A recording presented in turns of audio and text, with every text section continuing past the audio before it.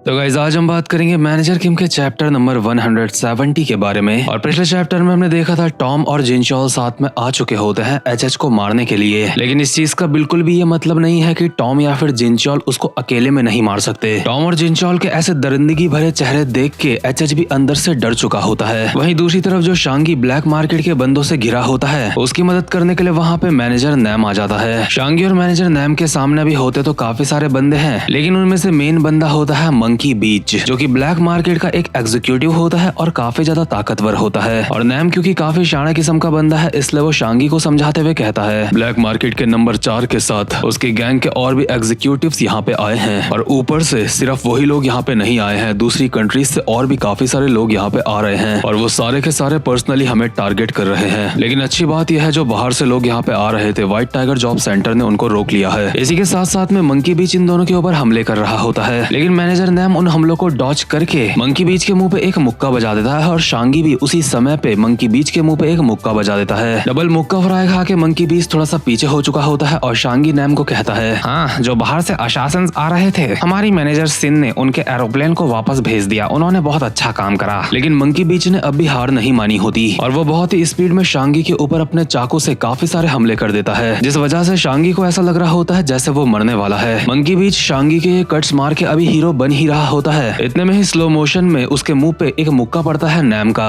इसके बाद नैम ने मंकी बीच के ऊपर मुक्कों की बारिश कर दी होती है और कहता है माफ करना, लेकिन लगता है अभी चीजों को समझने की जरूरत है, अगर हम अपना काम अच्छे से नहीं करेंगे तो ये चीजें अच्छे से नहीं होंगी। इसके बाद नैम ने मंकी बीच का कॉलर पकड़ के उसको जमीन में पटक दिया होता है, और शांगी नैम से पूछता है कि क्या तुम्हारे पास ऐसा कोई रास्ता है जिससे ब्लैक मार्केट को बंद करा जा सके। फाइट करते करते ही नैम कहता है हाँ, मैं उस बारे में तुम्हें बताने ही वाला था। ब्लैक मार्केट दुनिया का सबसे बड़ा प्लेटफॉर्म है जहां से अशासंस को हायर करा जाता है, और इस काम से इन्हें जो पैसे मिलते हैं उससे ही वो खुद को मेंटेन कर पाते हैं, अपनी कंपनी को मेंटेन कर पाते हैं। अभी जब नैम ये सारी की सारी बातें बोल रहा होता है, साथ ही साथ में हमें वो सीन भी दिखाया जा रहा होता है जहाँ पे योंगचोल और डेसिक J2 से फाइट कर रहे होते हैं मिलके। ये दोनों मिलके J2 से काफी अच्छी खासी फाइट कर रहे होते हैं। हालांकि J2 फिर भी ताकतवर होता है इनसे, लेकिन ये दोनों एक दूसरे का पूरा साथ दे रहे होते हैं साथ में मिलके फाइट करने के लिए, जिस वजह से इन दोनों की जोड़ी J2 के खिलाफ काफी ज्यादा भारी पड़ रही होती है। और साथ ही साथ में हमें नैम की वॉइस अब भी आ रही होती है जो शांगी को कहता है लोग ब्लैक मार्केट से अशासंस को हायर करते हैं क्योंकि उन्हें ब्लैक मार्केट के ऊपर यकीन है, लोगों को ब्लैक मार्केट की ताकत के ऊपर यकीन है। ब्लैक मार्केट की खतरनाक ताकत ऐसी है जिसके खिलाफ कोई आवाज नहीं उठा सकता, इसलिए लोगों को यकीन होता है कि ब्लैक मार्केट उनकी प्रॉब्लम सॉल्व कर सकता है, ब्लैक मार्केट के खिलाफ कोई नहीं जा सकता। लेकिन क्या होगा अगर ब्लैक मार्केट के एग्जीक्यूटिव कोरिया में कुछ लोगों से हार जाएं, और सिर्फ ऐसे ही किसी लोगों से नहीं, सिर्फ 2 ग्रुप से वो हार जाएं। तुम्हें क्या लगता है अगर वो लोग हार जाएंगे तो क्या ब्लैक मार्केट वैसा चल पाएगा जैसा वो हमेशा चलता था? ब्लैक मार्केट के एग्जीक्यूटिव के हारने पे ब्लैक मार्केट के जो दुश्मन होंगे, जो उनका कंपटीशन होंगे, वो अपने हाथ से ऐसे मौके को जाने नहीं देंगे। इसका मतलब कि ये ब्लैक मार्केट का सबसे बड़ा डर है, कहीं वो अपने कस्टमर्स का भरोसा ना खो दें। अगर ब्लैक मार्केट का भरोसा उनके कस्टमर्स से थोड़ा भी कम हुआ तो जो लोग ब्लैक मार्केट से थोड़ी सी भी नफरत करते हैं वो उनके दुश्मन बन जाएंगे। इसलिए ब्लैक मार्केट हम लोगों से निपटने की अपनी पूरी कोशिश करेगा। इसलिए ब्लैक मार्केट ने नंबर 4 को यहाँ पे डिप्लॉय करा है, और साथ में काफी सारे एग्जीक्यूटिव्स को भी। वो जितना हो सके उस हद तक जाएंगे हम सबको रोकने के लिए। और इसी के साथ साथ में डेसिक और योंगचोल ने J2 के साथ काफी ज्यादा घमासान फाइट करके फाइनली उसको जमीन में गिरा दिया होता है, और अभी J2 इतनी आसानी से उठने वाला नहीं है। वहीं दूसरी तरफ एचएच के सामने जो टॉम और जिनचॉल होते हैं वो उसकी तरफ चल के आ रहे होते हैं, और जिनचॉल एचएच को कहता है तो अब बता, तुझे क्या लगता है,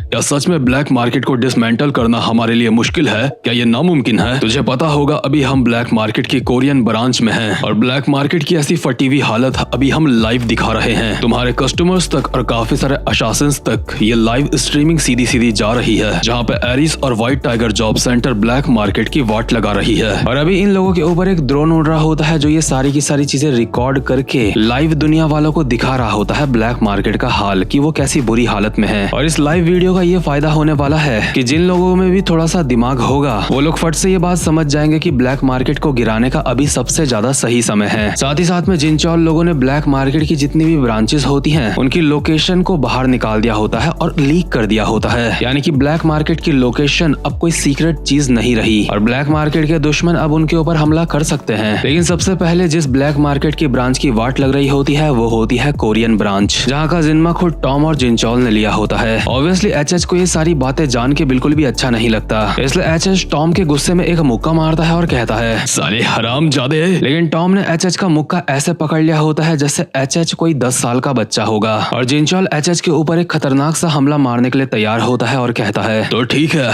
अब ये चीज शुरू करते हैं। और इसी के साथ साथ में अभी हमें जिनचॉल के बारे में थोड़ा सा बताया जाता है, जिसमें एक वॉइस ओवर कहती है, वॉर हीरो जिनचॉल पार्क। इस इंसान को वॉर हीरो कहा जाता है। ऐसा इसलिए नहीं है क्योंकि ये काफी ज्यादा ताकतवर है। एक वॉर में सबसे ज्यादा जरूरी होती है स्ट्रेटजी। एक वॉर में ये देखना बहुत जरूरी होता है कि बड़े पैमाने में क्या हो सकता है। एक सोल्जर में इतनी समझ होनी चाहिए कि वो कैसे अपने दुश्मन के दुश्मन को अपना दोस्त बना सकता है और कैसे अपनी पोजीशन का फायदा उठा के दुश्मन को चोट पहुंचा सकता है। एक वॉर हीरो के अंदर ये खासियत भी होनी चाहिए कि वो किसी भी सिचुएशन से बाहर निकल सके। जब ये सारी की सारी क्वालिटीज एक साथ किसी इंसान के अंदर होती हैं, तब जाके उसे ये टाइटल मिलता है the strongest in the war. और भाई लोग, इन सारी बातों से आपको अब समझ आ चुका होगा कि जिनचॉल कितना खतरनाक है। हालांकि मानवा में ये चीज बोली नहीं गई है क्योंकि ये खुद समझने वाली है कि जिनचॉल अभी तक एचएच से सीरियसली फाइट नहीं कर रहा था। वो तो अपने मन में स्ट्रेटेजी बना रहा था और इंतजार कर रहा था कि व्हाइट टाइगर जॉब सेंटर वाले बंदे यहाँ पे कब आएंगे। तो खैर, इसके बाद हम वापस से प्रेजेंट मोमेंट में आते हैं, जहाँ पे टॉम ने एचएच का मुक्का पकड़ रखा होता है और जिनचॉल एचएच की कमर में घुमा के एक खतरनाक सा मुक्का मारता है, जिस वजह से एचएच की अंदर से हड्डियां भी टूट चुकी होती हैं और एचएच बेचारा जमीन में टप्पे खाता हुआ काफी ज्यादा दूर जाके गिरता है। और टॉम कहता है, चुरा लिए,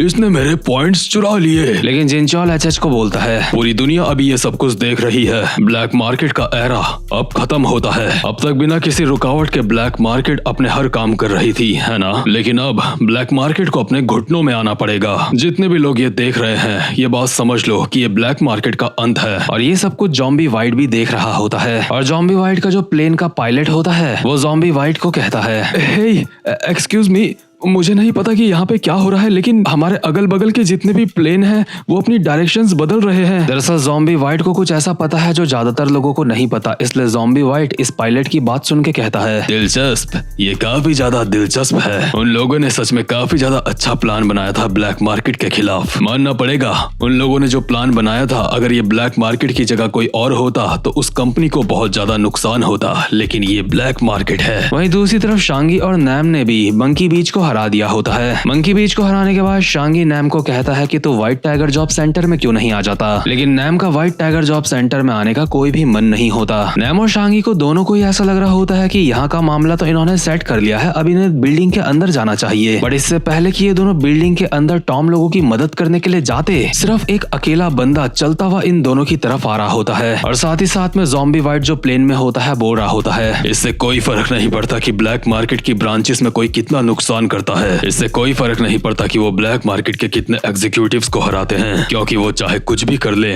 सब कुछ बेकार है। भले ही ये सारी चीजें देख के किसी बेवकूफ को ऐसा लगेगा कि ब्लैक मार्केट का डाउनफॉल चल रहा है, लेकिन मेरे जैसा कोई इंसान या फिर कोई भी इंसान जो ब्लैक मार्केट के बारे में थोड़ा भी जानता है, वो ये कभी नहीं सोचेगा कि ये ब्लैक मार्केट का डाउनफॉल है, क्योंकि ब्लैक मार्केट के पास ऐसा बंदा है जो खेल को खत्म करने के लिए आता है। एक ऐसा बंदा जो सारी प्रॉब्लम्स का सॉल्यूशन निकालता है। असल मायनों में ब्लैक मार्केट की असली ताकत, मैंने पास्ट में उस बंदे के बारे में सुना था।